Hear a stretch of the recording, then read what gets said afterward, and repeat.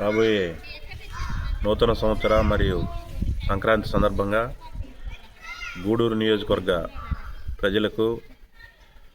మా ప్రియతమ శాసనసభ్యులు పాశం సునీల్ కుమార్ గారికి, తెలుగుదేశం పార్టీ నాయకులకు,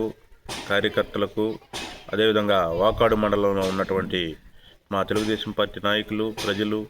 కార్యకర్తలు అందరికీ, ప్రతి ఒక్కరికి ఈ రాబోయే నూతన సంవత్సరంలో మంచి జరగాలని, మన నియోజకవర్గం అభివృద్ధి పరంగా అన్నిటికన్నా రాష్ట్రంలో మంచి నియోజకవర్గంగా అభివృద్ధి అయ్యేదానికి ఆల్రెడీ తూపిలపాలెంలో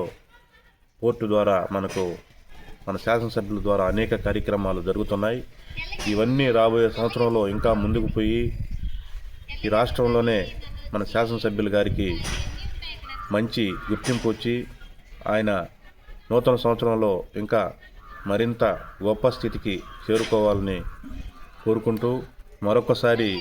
అందరికీ నూతన సంవత్సర మరియు సంక్రాంతి శుభాకాంక్షలు తెలియజేసుకుంటూ సెలవు తీసుకుంటాం.